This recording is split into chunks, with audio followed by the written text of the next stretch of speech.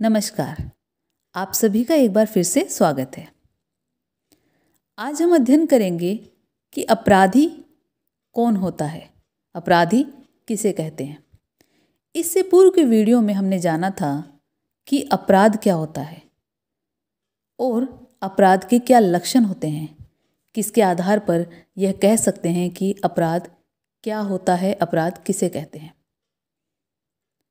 किसी भी नियम, मानदंड, व्यवहार जो समाज द्वारा स्वीकृत होते हैं, उसके विपरीत यदि हम व्यवहार करते हैं तो वह अपराध होता है। सरकार द्वारा, कानून द्वारा, राज्य द्वारा जिसे अपराध घोषित कर दिया जाए, जिसके लिए दंड निर्धारित कर दिया जाए, उस कार्य को करना अपराध कहलाता है। अपराध के बाद में बात आती है अपराधी, कि अपराधी कौन होता है, किसे अपराधी माना जाए और किसे अपराधी ना माना जाए। अगर हम सामान्य रूप में बात करते हैं तो अपराधी उसे कहते हैं जो समाज के बनाए हुए नियमों का उल्लंघन करता है, उनका विरोध करता है या उन नियमों के विरुद्ध चलता है, यानी कि वह व्यक्ति जो अपराध करेगा वह अपराधी कहलाएगा। बहुत सारे विद्वानों ने अपराधी की परिभाषा दी है, यानी कि उन्होंने अपने सीमित शब्दों में यह बताने का प्रयास किया है कि हम अपराधी किसे कहेंगे।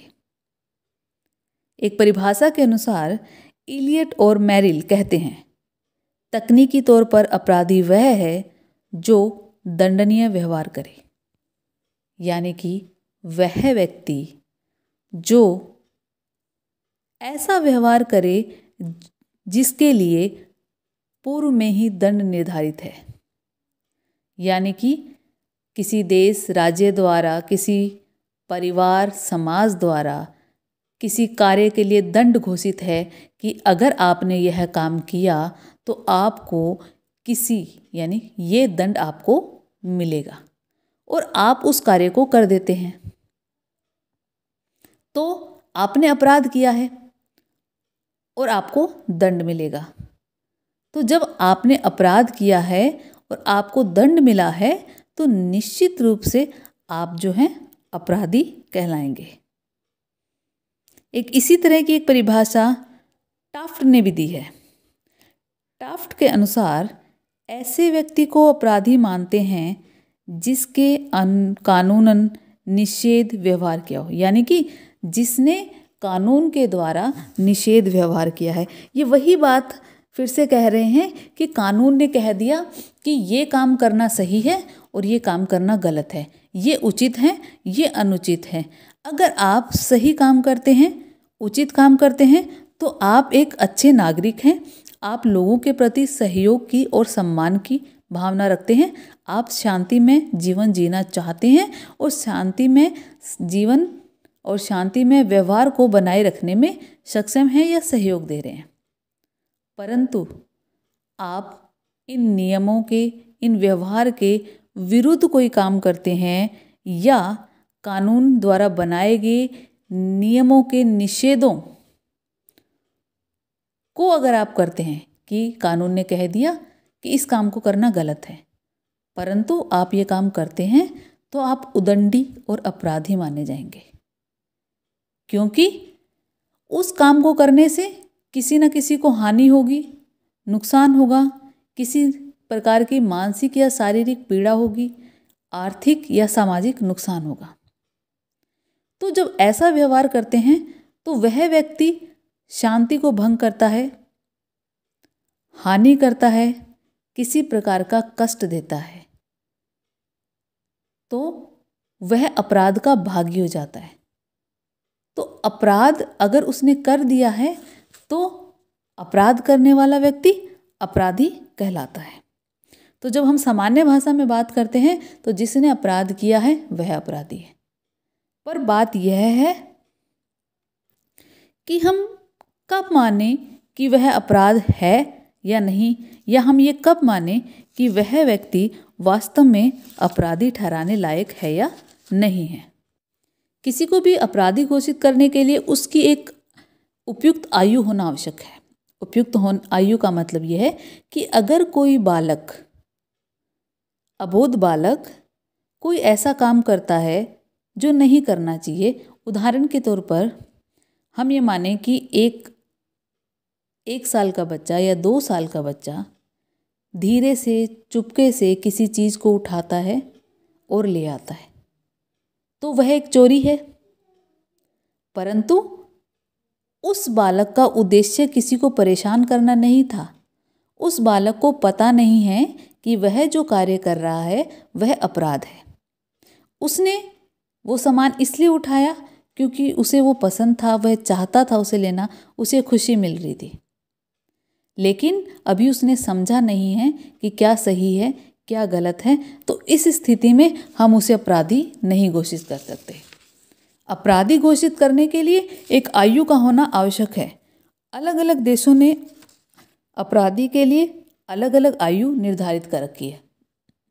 कुछ देशों में 7 वर्ष से कम को अपराधी नहीं माना जाता और कुछ में 6 वर्ष से कम बालक को अपराधी नहीं माना जाता। तो हर देश में अपराध के लिए एक निश्चित आयु दे रखी है। यदि उस निश्चित आयु से कम आयु का बालक अगर कोई अनुचित कार्य करता है तो वह अपराध की श्रेणी में नहीं आएगा, क्योंकि हम ये मान के चलते हैं कि कौन सा व्यवहार करना है, कब करना है, किस तरह से करना है, इसकी समझ एक समय के उपरांत आती है। बालक जब जन्म लेता है, जन्म से ही उसका समाजीकरण शुरू हो जाता है और उस समाजीकरण में धीरे धीरे वह सीखता है कि उसको किस तरह का व्यवहार करना है। उसमें धीरे धीरे समझ विकसित होने लगती है कि क्या सही है, क्या गलत है, क्या उचित है, क्या अनुचित है। जब यह समझ विकसित हो जाती है, सामान्यतः माना जाता है कि 6 से 7 साल के बाद बालक के अंदर यह समझ विकसित हो जाती है।